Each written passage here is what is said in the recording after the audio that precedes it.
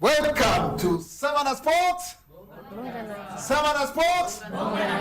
This is the 14th edition of our Sema Sports.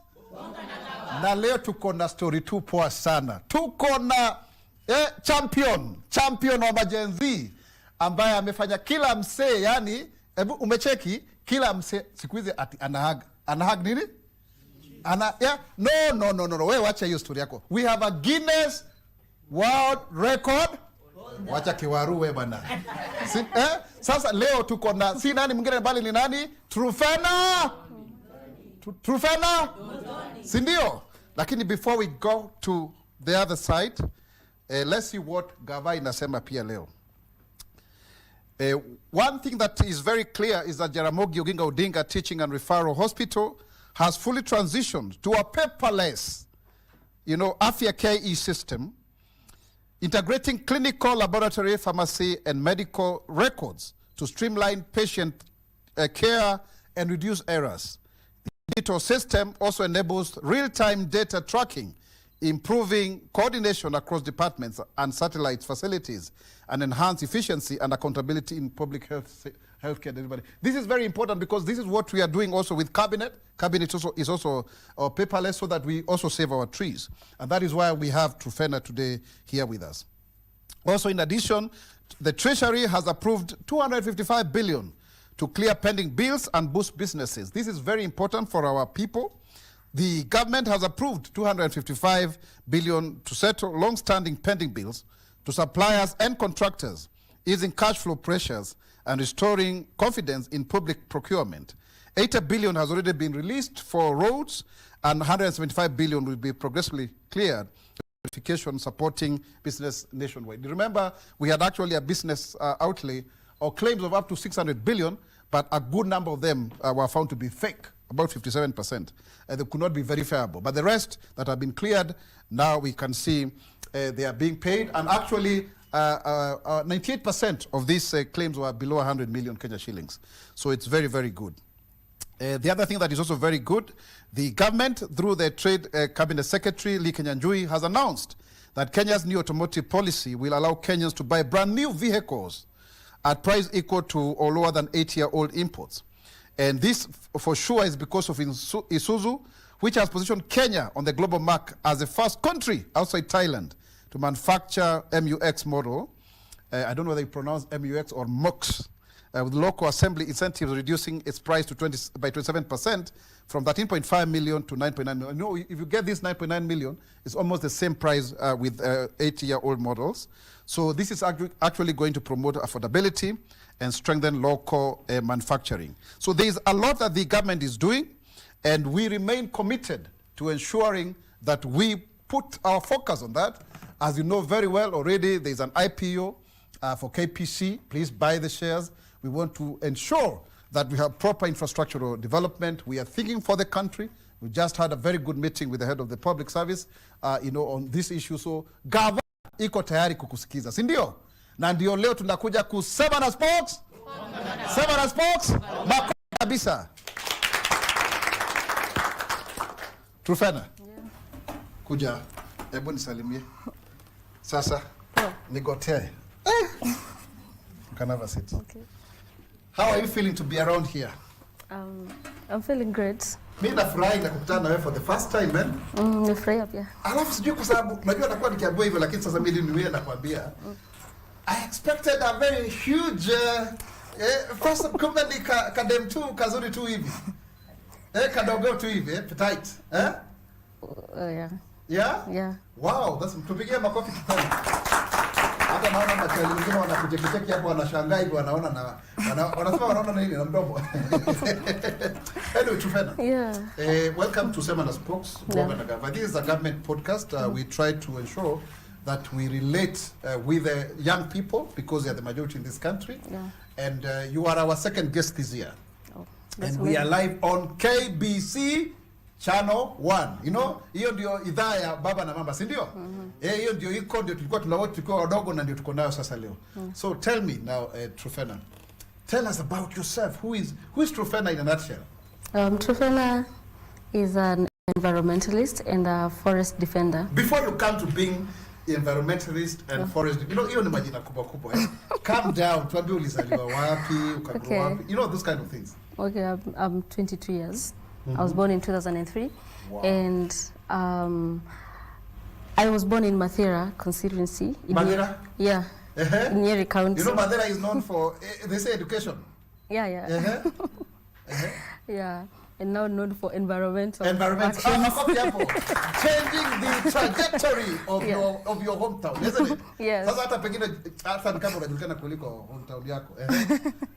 Yes. So lakini pia kwani kuko na majina mengine ya maajabu kama Githuke Mondo. Pia sijui Gigoya. There are some very funny names around in Mathera, you know. I don't know how people use it, but go ahead.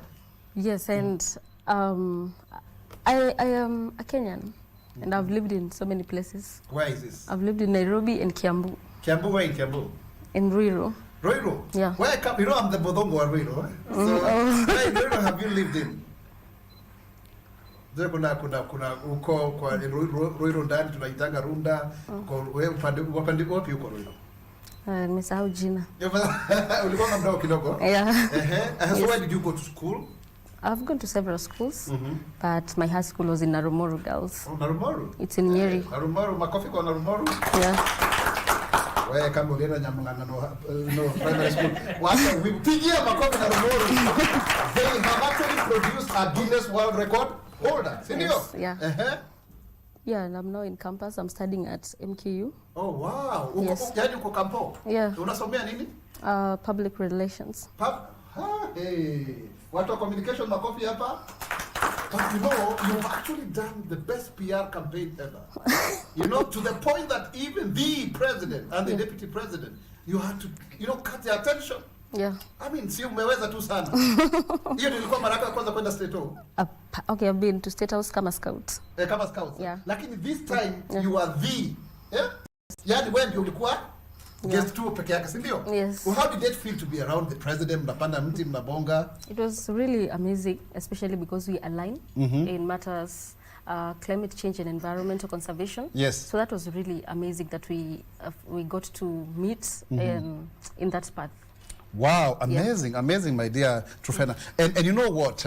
What really inspired you to come up with such a innovative way of creating awareness? Okay. First of all, I was thinking it is so much. There's so many things inspired me. Most importantly, because I have 2 Guinness World Records. Can you imagine? Yes. How many?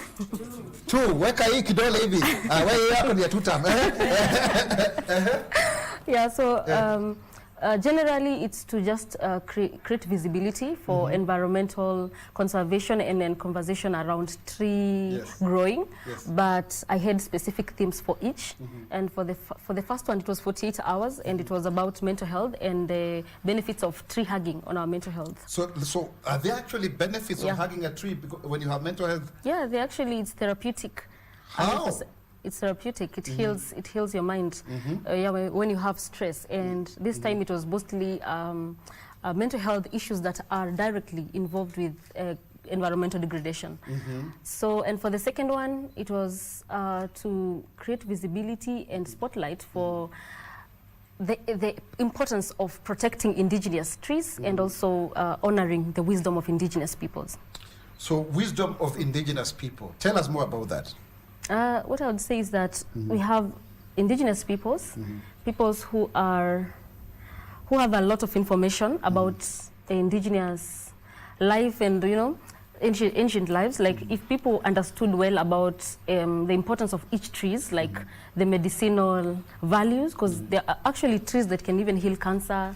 You see, so if we protected that knowledge, I think it would relate mostly with people because they would see immediate need for us having such trees, and maybe it would create an emotional ownership and connection to the environment and to trees, and that would lead to protection of trees.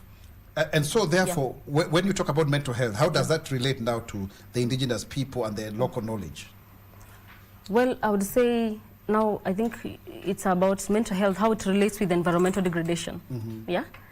Yes, when we have like floods, and droughts and wildfires, you know, they are victims of all these calamities.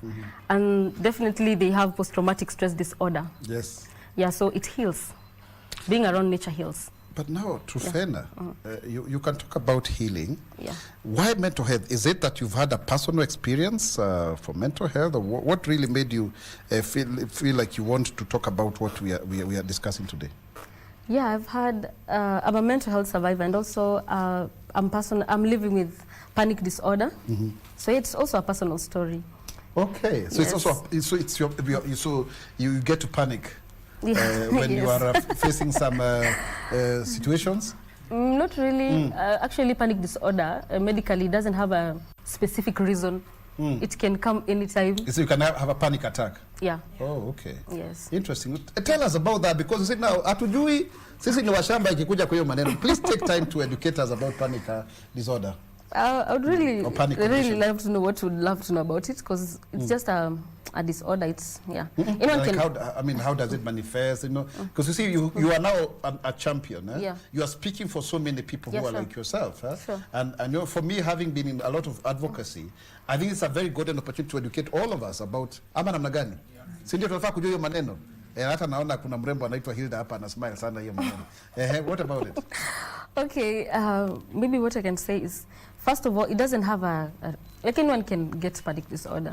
And I know everyone, you know, maybe they might be asking, how is panic a disorder? You know, panic, anyone can panic anytime, but it becomes medically a disorder when it persists like for years, and then, yeah, you're diagnosed. So, and it manifests in different ways. Yeah, just like any other panic attack.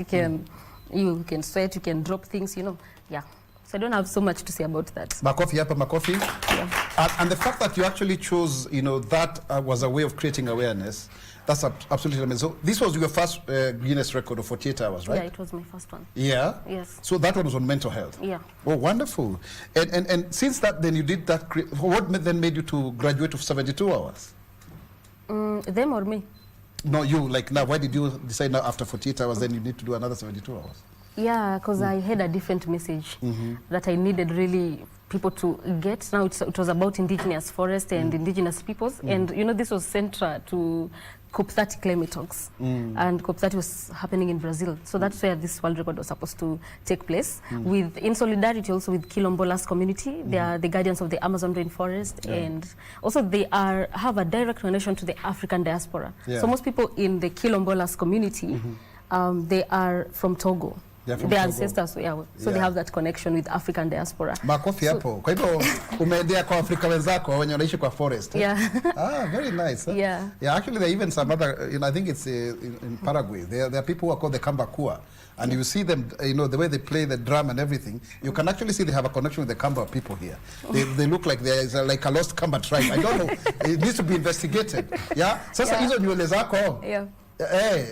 Hata Kamutia ananiambia hapa ni watu wao. Naona hiyo nywele nayo nywele this iko na a lot of message. First of all ni waste. It's waste kwa sababu kama the green ones nime reuse since 2022. So I'm just natoa alafu naosha narudisha. So about circular economy. Yeah. Makofi hapo. Yani kama unavaa hiyo so hii ni waste ya nini hiyo? It's yarn scraps. Yeah? Yarn scraps. It becomes waste because I'm using. Okay. Instead of throwing away. Okay. And also it's, you know, most of the hairs that women put, they are synthetic hairs, and they contribute to environmental degradation. So this is just my own way of telling and actually advising people, or maybe motivating them to live sustainably before actually telling people to do this. First, within yourself, just make sure you're living sustainably every day.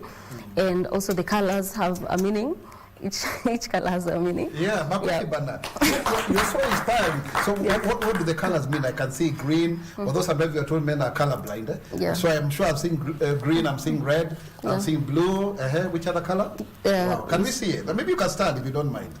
Yeah, it's okay. Let's clap for Truphena. Tell us about the colors, you know? Yes. No, that red means what? I think it's for indigenous people, indigenous resistance and frontline courage.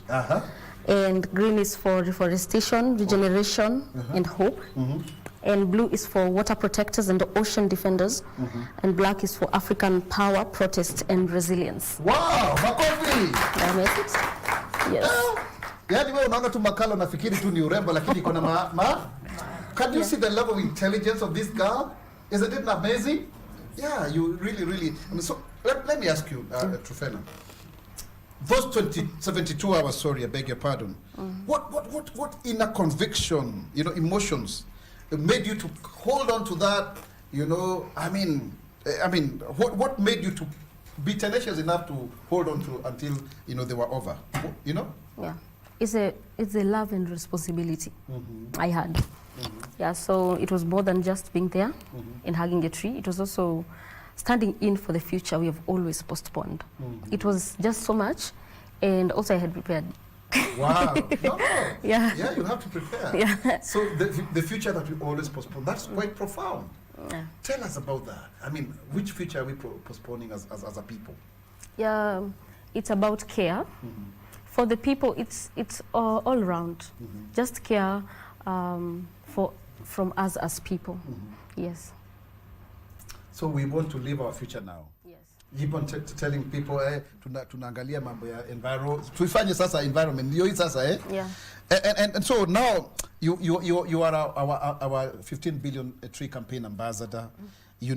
How do you reconcile this activism, and really the actual work on the ground, I know it's a new title that you've been given, and it's quite daunting for a 22-year-old. So what are your ideas around it? Have you done something about it, or what is your vision?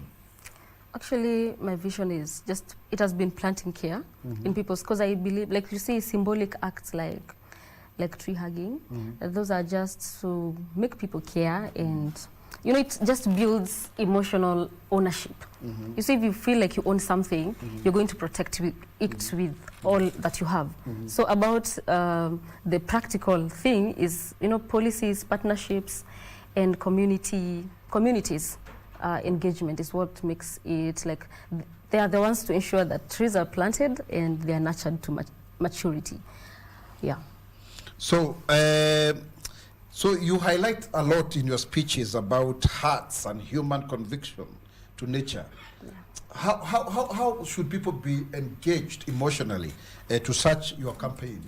What is your take about emotional connection and nature? So just like I said, see, when people are connected emotionally, you come to understand that we are part of nature. We are a family, and we are not separate from each other, and we need each other. So I feel like care is all that we need, and love. You understand? So that's what connects us to the purpose of us living and also taking care of what we have. Yeah. So, Truphena, by the way, what is your nickname? Truphena. Truphena. Truphena.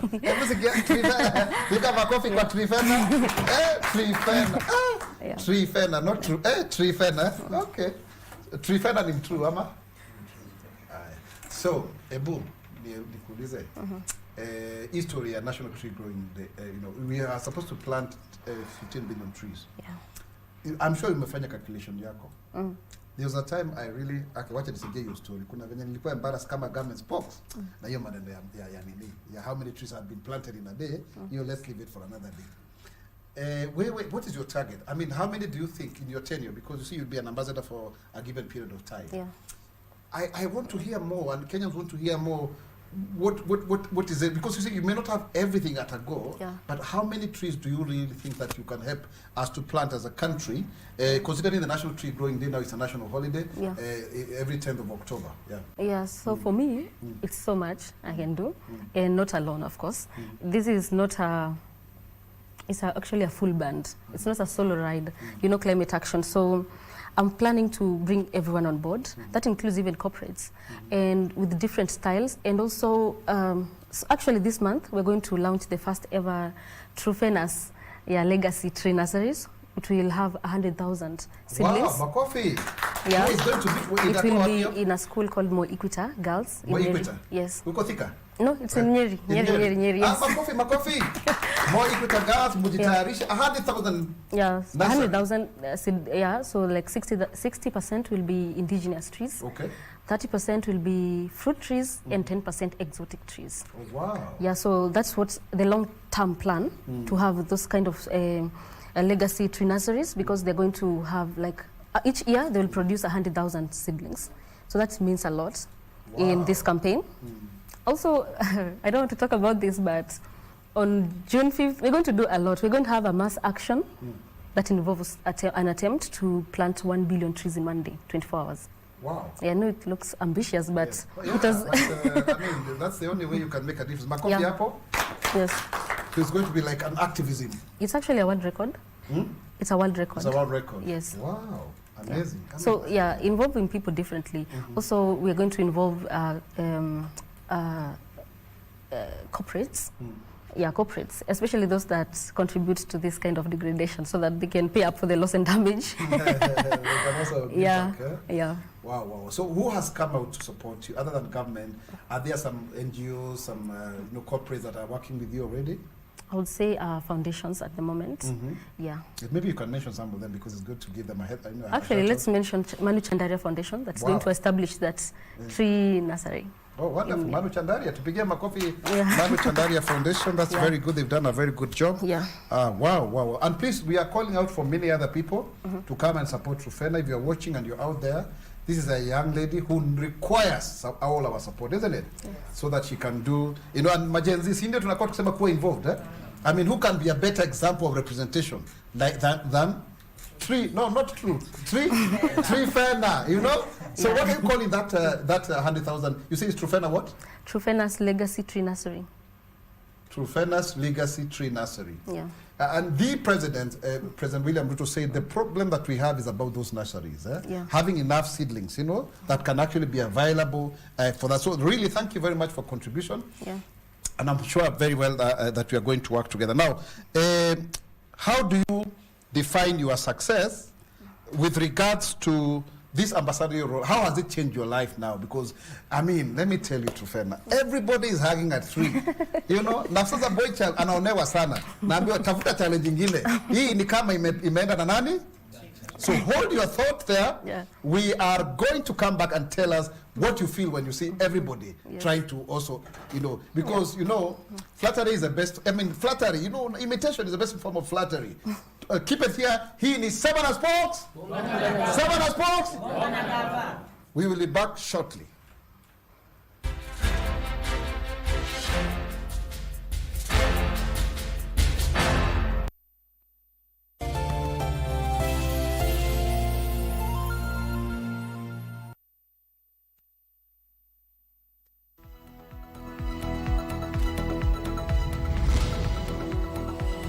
Shake-up at IEBC. CEO Marjan Hussein Marjan resigns ahead of reforms to be undertaken at Electoral Body's Secretariat. The OND rainfall failed in these areas. Average may not be adequate to offset the deficit that is already on the ground. Pushed to the limits, failed rainfall and biting droughts leave more than 2 million Kenyans at risk of hunger. Securing the north. Government begins operations to flush out bandits in Isiolo, Laikipia and Samburu counties. Plus, the green revolution. Kenya rolls out green reflective number plates for electric vehicles and motorcycles.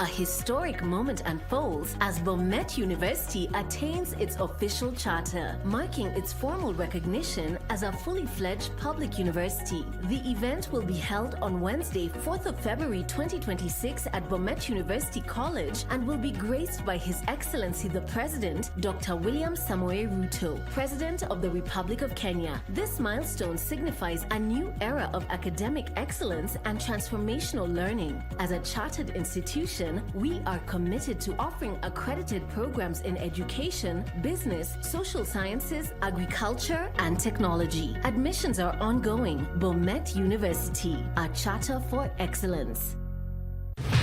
Je, wewe ni mpenda soka? Na je, wajua kuwa KBC mwenzio wako wa dhati michezoni anakujali? Ndio maana KBC Channel 1 hukuletea taarifa na uchambuzi wa soka. CAF ndio wamechukua humu nchini, barani Afrika na ughaibuni, ikiwemo EPL, Serie A, Bundesliga na ligi zingine. Mashabiki pia hutuzwa kwa kujibu maswali kuhusiana na soka.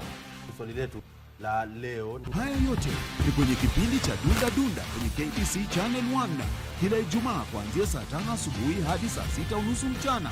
Na imiza Wakenya waendelee ku watch Dunda Dunda show. KBC, wenzio wa dhati michezoni. Mkai ya mapiano inabidi umeibembeleza. Kama neno mob ama ukimbie man sitaipoteza. Why do we attract the wrong people? So why are we attracted to people who hurt us? So you've grown up in a very maybe abusive environment and now you're looking for familiarity. Your relationship in a work because the both of you want it to work. They put in so much effort to get you, but when they get you, they stop. So don't get into a relationship if it is not based on Christ himself. Allow the word of God to bring light into every dark area of your life.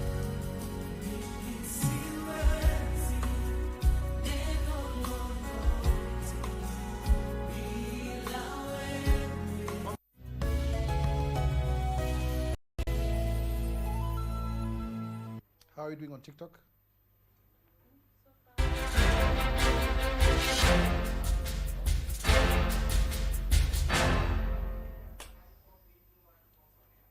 Welcome back to Sema na Sports. Sema na Sports. Na mgeni wetu ni nani? Anaitwa nani? Truphena, si ndio? Tupigie makofi Truphena. Wow, yes. Sasa mko chonjo kabisa. Now, Truphena, Yes. the tree-hugging Guinness World Record holder. Yeah. How do you feel wakati unacheki watu? Wajua by the way ulitupatia pressure sana. Kama gava, ati mbona mja recognize, mnangojea nini? Tulipatiwa pressure So tunakubali, tumetii. Si tulitii poa. Sasa, how do you feel when you see everybody, you know, hugging trees, including, I even saw an OCS, I mean, how do you feel? It feels great, actually. Very good. And I want to encourage them actually to go. I don't want to say I want to encourage them to continue, but it's okay. Because actually that was part of my campaign to just inspire a different kind of a movement that it's like a protest, a silent and peaceful protest that you can air out your views and whatever. It's a social change. Yeah, for social change. So I feel okay. It's only that if they can practice, maybe for each person on their own, they make sure they practice for personal health, like so that they can be good in health. But I feel so great, actually. But you see now, there's a way in which this whole campaign has taken a feminine kind of character. You see, like when a lady hugs a tree, it's accepted more than if a man is doing the same. I don't think you so. Know? I don't think so. Yeah. Yeah. I've seen several successful campaigns, tree hugging campaigns led by men. Very successful. There was one, I think in Kericho, if I'm not wrong, he really pulled crowds. Yeah, like and he tukiangalia social media tunaambiwa wewe enda kwa hug ni Simba. Ati sasa hiyo tutaona ni challenge ya mwanaume. I think they are okay. Is it because like ladies are seen to be more loving, caring and nurturing, so getting a hug from a lady, you know, that kind of thing. What do you think about that? No, I think it's No, I think I was also being, not everyone was supporting me when I started, but so many people joined the campaign along the way when they understood what it was all about. Yes. So for me, I insist that there have been successful campaigns from both genders. honestly. Wonderful. Yeah. So tell us, Truphena, I think we like to call you Truphena. That's a good name. Yeah. So what challenges do you face? You say people are not supporting when you started. Yeah. Yeah. So how did it go? And then how was that journey? It started from the rejection, or how did it happen? It happened when they actually, those who are not supporting, maybe, maybe they, the more you do it, the more the hours are counting, the more people are interested to know if you will complete, how many hours you're going, and then now they want to understand why you're even doing this. So when they understand and they relate, they actually support you. Na hiyo katoto alikuwa kuja hapo anataka kupiga makelele, it was not like distracting you. I even saw, did I see PLO Lumumba there? Yeah. The governor of Nyeri also? Yeah. Who are the dignitaries who came? How did it feel? Like, were they distracting you? I mean, how did you hold on to when there was so much, hula baloo and furore around there? It was really good, actually, because it really takes a lot of mental energy to actually be there and focus. So when people are talking to you, that is really good. It's a moral support because your mind won't sleep. Yes. Yeah, so it was, for me, it was moral support. It was really necessary. Okay. Yeah. But it's something human one would ask, actually, Truphena. You wouldn't even visit the washroom. Yeah, I didn't. Yeah? Yes. Wow, amazing. And some people here cannot even stay for 10 minutes. Anyway, now let's turn to the people so that we get more interactive. And I think I would want to get questions. Who would like to stand up and tell us, Rehab, over to you, I think. There's Rehab, you can moderate that session. Okay. Thank you very much. I'm honored to be here. Please be louder. Yeah, we can hear you. Thank you very much. I'm honored to be here, especially to be with Truphena. That's your new name now. You being the world record holder. Sorry. So my question is... What's your name? Tell us your name and where you come from. My name is Anita Ngeno. I'm a student at the University of Nairobi, and I'm also representing Mothers Rebellion against climate rebellion. So my question is, how are you planning on advocating the conservation of environment? What are your plans? And how are you going to involve women? Because they have a lot of care, and also children. Thank you. Makofi. Next, number 2, next person, quickly, yes. Tell us your name, where you come from, what you do, and your straight question. And please be louder. Okay. My name is Hilda Ngetich. I come from Kericho. And I have a question for our guest, Truphena.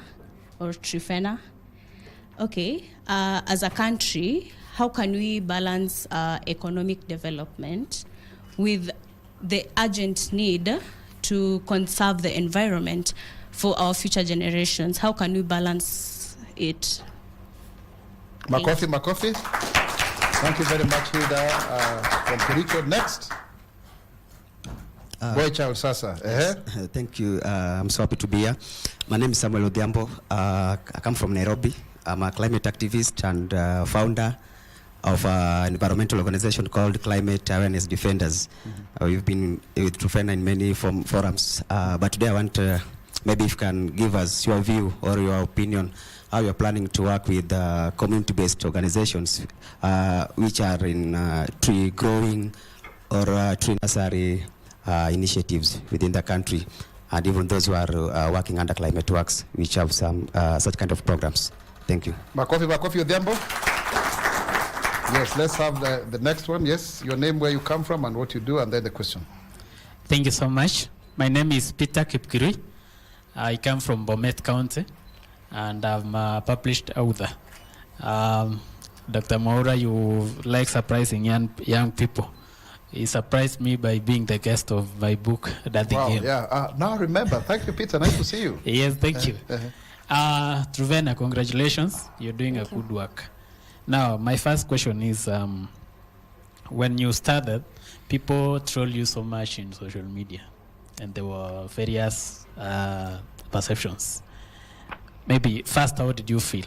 And secondly, have you thought of, because I'm a published author, have you thought of documenting something so that maybe the society can change the perception of the whole thing and start practicing?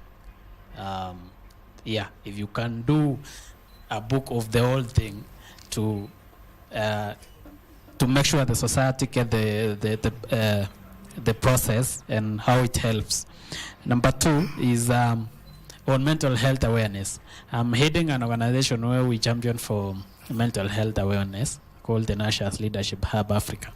And it's really a challenge. That is the basic, the main challenge currently. We call it silent pandemic. What have you thought to now in the process do advance the same to create more awareness, because many people go through the same without knowing that they are really ailing from the same. Yeah, thank you so much. Okay, Makofi. Yes. Good evening, everyone. My name is Lodrick Chirchir from Kericho County. I'm a lawyer and also a senatorial aspirant in 2027. And it's a pleasure to be here. Unasimama Kericho Senator? Yes. Oh, wow, Makofi. Majenzi wanataka kuwa, I hope umeregister na UDA forum, eh? Nimepanga hiyo mambo. Wonderful. Thank you. Tumeona watu wakikuja na baiskeli, wengine wanakuja na wheelbarrow. If I was coming from there, I could have hugged several trees before nifika Nairobi. Okay. All right. My question to you, Truphena, is you have talked about the wisdom of the indigenous. And I have a question that now that there is a lot of progress in tech industry, and the wisdom of the indigenous people is really fading fast. How are you ensuring that that wisdom is passed to the younger generation to ensure that the continuous progress is ensured? Because you talked about, there are some trees that can actually cure cancer. How are we going to ensure that that wisdom is going to remain with younger generation? Because there is a lot of medicinal progress which is actually tech-based, ignoring the wisdom of the indigenous people. Thank you. Makofi. Finally, Gibendi, 1 minute. Gibendi, quickly, because we don't have time. All right. Bonga na spokes. Bonga na spokes.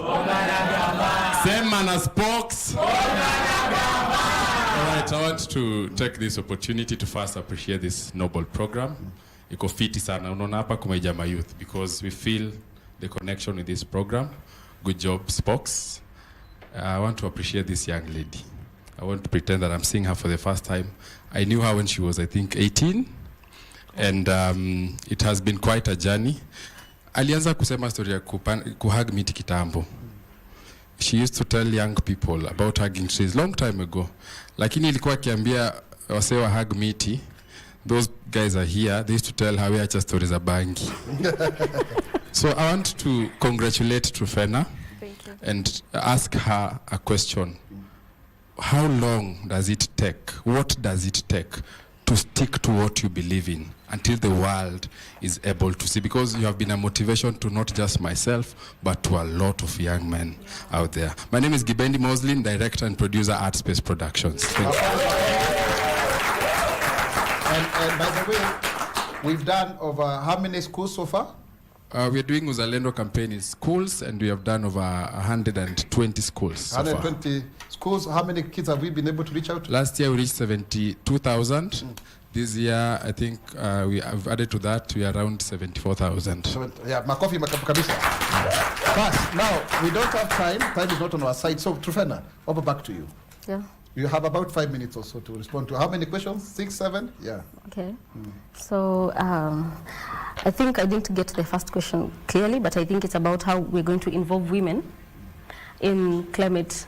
So it's very simple. I know women are one of the most vulnerable people when it comes to climate injustice because of the nature of just being women, and the kind of issues they go through when we have different types of injustices happening to them, especially those people who live in vulnerable areas like slums, Yeah, so how we're going to involve them? I've been involving women, I'm a woman, and also, so I'm extending it by working with women-led organizations, you know, to elevate their voices and campaigns. And I've been working actually with Mothers Rebellion, so you see, So the second question is how we can balance economic development with urgent need to protect our environment.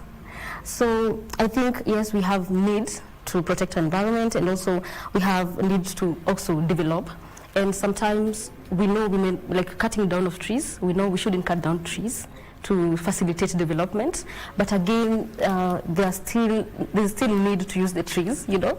So I would say is we have different ways we can approach that, especially we can maybe plant bamboo trees. We can shift our focus to specific type of trees like bamboo, because you know bamboo is a nice replacement for plastic. It actually reduces pressure on forest products because of its biomass.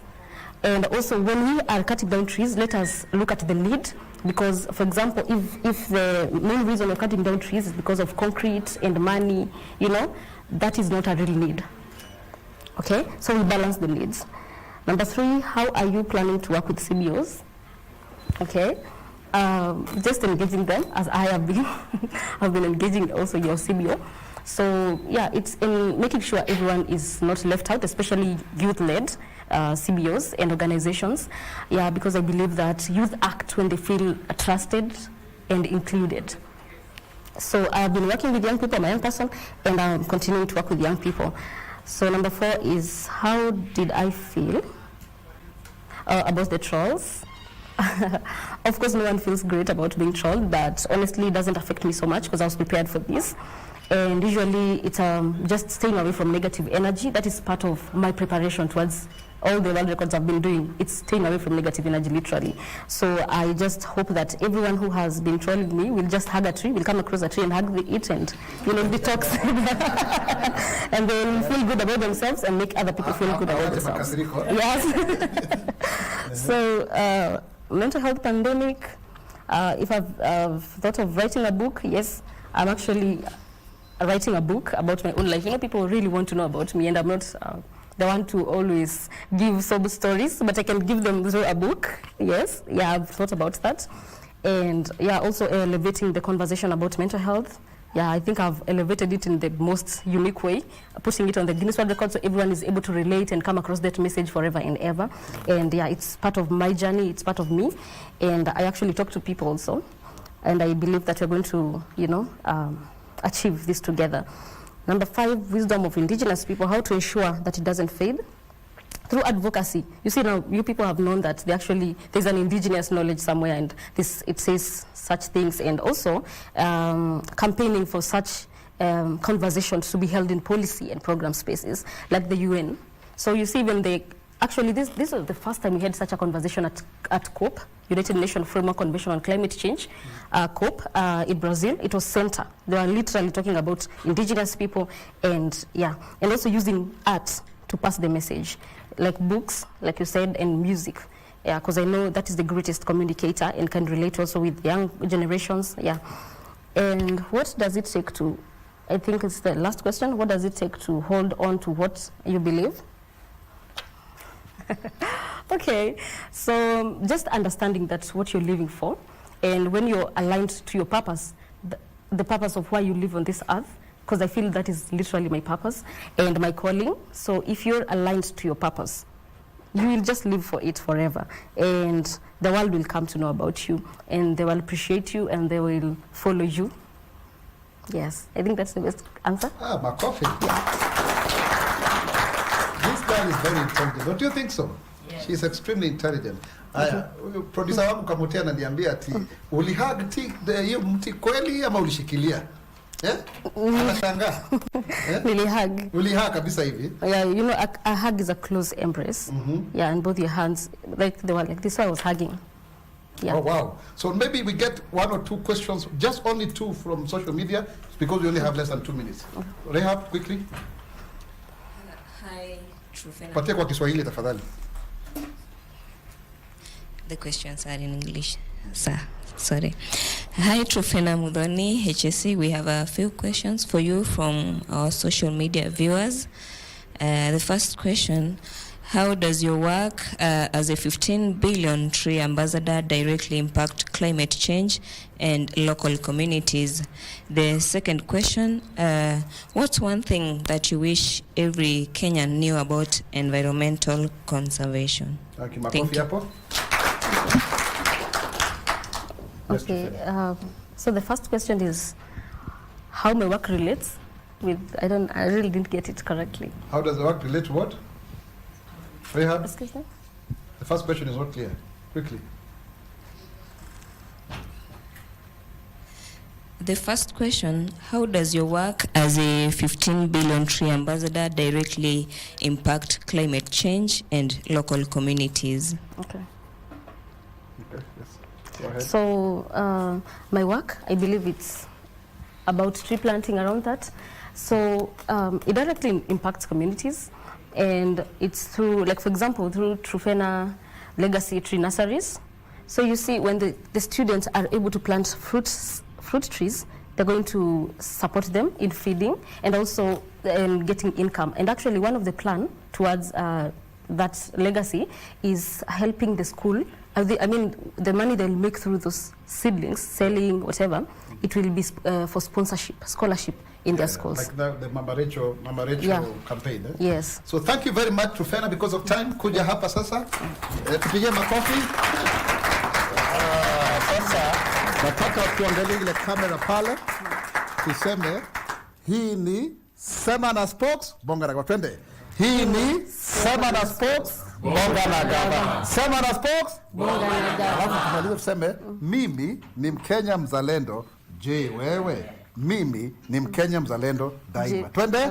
Mimi ni Mkenya mzalendo. Je, wewe? Mimi ni Mkenya mzalendo daima. Until we meet for another show. Thanks for watching. Mungu atubariki na tupige makofi. Thank you very much. God bless you. Thank you very much. Thank you. Asante sana. You're a great Kenyan. Thank you. Thank you.